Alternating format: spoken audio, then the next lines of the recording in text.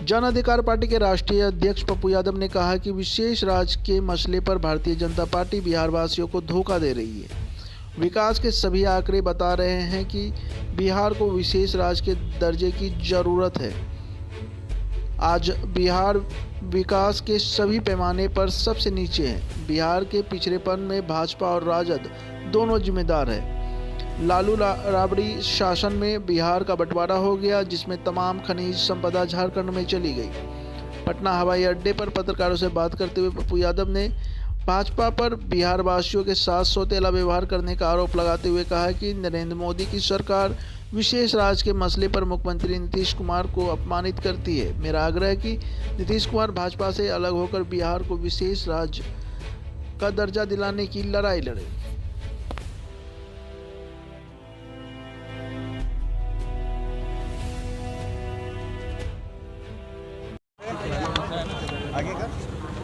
पहले तो भैया बहुत क्लियर है, अविलंब अजय टोनी को बर्खास्त करना चाहिए।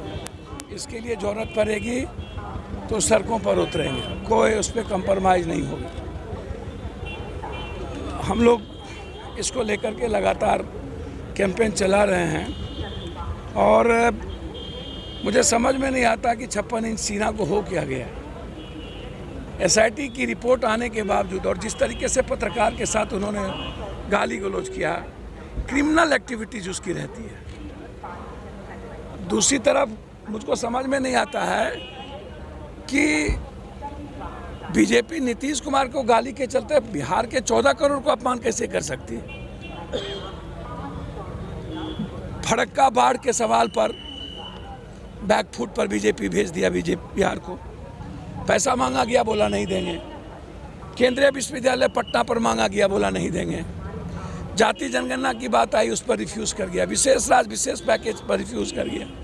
जीएसटी का पैसा बिहार को नहीं देंगे। पूंजी निवेश की बात आई तो नहीं देंगे।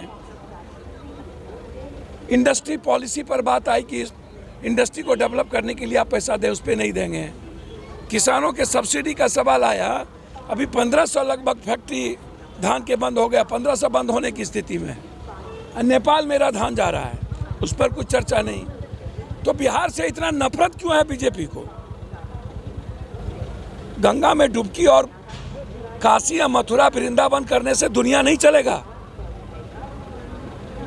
सवाल है बेरोजगारी का। दुनिया का सबसे शून्य पर इंडिया है बेरोजगारी के मामले में। हम सबसे नीचे ऊपर जा चुके हैं वर्ल्ड में।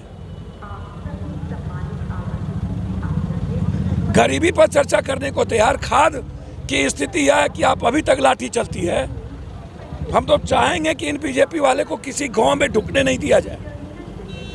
नीतीश कुमार को आपको अपमानित करना है ना, आप करते रहिए, आप लड़ते रहिए। आप नीतीश कुमार, जब दुनिया के सबसे ज्यादा गरीब प्रदेश हम हैं और मानव सूचकांक सबसे कम पैसा इनकम हुए हम पर कैपिटा इनकम बिहारियों का है, तो फिर विशेष राज्य क्यों नहीं? और ये हाल पैदा कौन किया? बीजेपी और लालू यादव जी। लालू यादव जी कहते थे कि मेरे लाश पर बिहार बटेगा, मैं मर जाऊंगा तब बिहार बटेगा। तो बीजेपी को चाहिए था झारखंड, वहाँ मुख्यमंत्री बना लिए। यहाँ लालू यादव जी को चाहिए था। और आज जब विशेष राज्य की बात आती है, लालू यादव जी भी किंग मेकर थे। गुजराल और देवगौड़ा को प्राइम मिनिस्टर बनाए, तो फिर विशेष राज्य क्यों नहीं लिया? और नीतीश कुमार जी 16 सालों से आप हैं। जब आपकी सुनता नहीं है और अपमानित करता है, तो फिर आप साथ में क्यों हैं? कुर्सी के लिए कब तक बिहार को नाश कीजिएगा? चैलेंज करके छोड़िए और बिहार के जनता के बीच आनी चाहिए। नंगा करिए इन लोगों को। बहुत क्लियर सवाल है। आज बैंक निजीकरण को लेकर हड़ताल भी है, निजीकरण किया जा रहा है, उसको लेकर बैंक क्या आज बैंक हड़ताल भी है निजीकरण को लेकर के। भैया मेरे कुछ दिन में इस देश में बीबी निजीकरण हो जाएगा। क्या क्या निजीकरण कर देंगे, आप छोड़ दीजिए इन सब बातों को। बस गंगा में डुबकी लगाना है, आरती के वक्त भी फोटो खिंचवाना है। ये फोटो परजीवी व्यक्ति हो गया यार। वहीं पर समाधि कोई कर हो जाता ना, और डुबकी में ही भगवान इसको समाधि ले लेते तो भारत बच गया होता। बीजेपी विधायक को आज धमकी मिली है। काय का धमकी? बचौल जी को मिला कि जान मारने की धमकी। है ये कौन हरिभूषण बचौल है? इसको क्या दिया था? जान से मारने की धमकी मिली है सर। जो खुले में नमाज पढ़ते हैं उस पर रोक लगाने की मांग की है। हाँ, क्या धमकी दे दिया? ये गिरिराज का बाप बनता है। ये कोई काम नहीं है इन लोगों को, सेंसेशन पैदा करता है। क्या मारेगा इन लोगों को?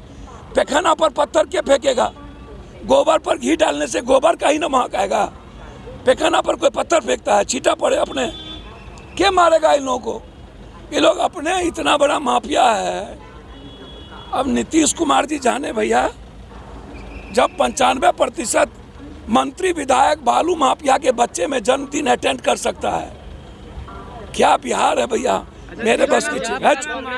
अब मैं जा रहा हूँ, मुखिया को मार दिया 700, अब जा रहे हैं बाहर, दरोगा मुखिया को मार दिया, तो बाहर जाने दो ना।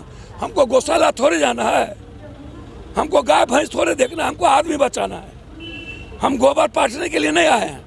आप और कांग्रेस के विलय की बात कहाँ तक? अरे विलय तिलय अभी छोड़िए, अभी चलिए जान बचाइए। अच्छा, विलय होगा देखेंगे। मांझी जी ने बोला 10 बजे ठीक बोला मांझी जी, ठीक बोला, एकदम और जोर से बोलना चाहिए। मांझी जी ने एकदम ठीक बोला। हाईकोर्ट ने स्पष्ट कहा है कि शराब माफियाओं की संपत्ति और बड़े लोगों की संपत्ति और नेताओं की संपत्ति जांच नहीं होती है। 6,46,000 गरीब लोगों को जेल भेजा गया है, एक भी माफिया और नेता जेल क्यों नहीं जाते? एकदम सही बोला मांझी जी। सरकार मास्क कंपलसरी कर दिया, पूरे एयरपोर्ट से बिना मास्क चले हैं। मास्क पागल है, हमको मास्क लगावे कोई काम है? कुछ होता है? कौन सरकार कंपलसरी कर दिया है? कौन सरकार? सरकार कंपलसरी कर दिया तो सरकार से पूछिए ना कि तैयारी है कोरोना की। हमको कुछ हुआ 3 बार, सब चोरे को होता है, गरीब को होता है।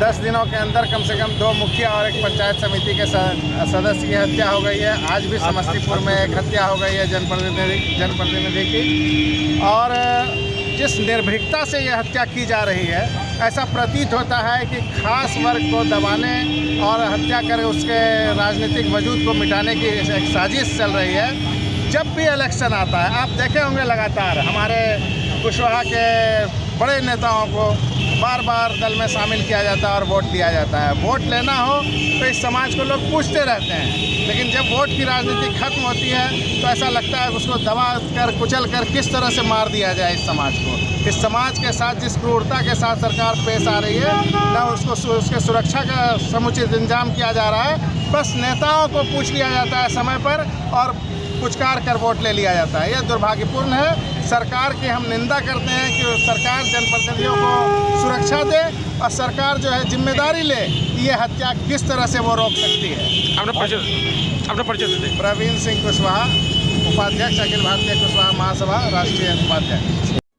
ऐसे ही खबरों के लिए करें से 24 लाइव को सब्सक्राइब, साथ ही साथ दिए गए बेल आइकन को भी दबाएं। Thank you.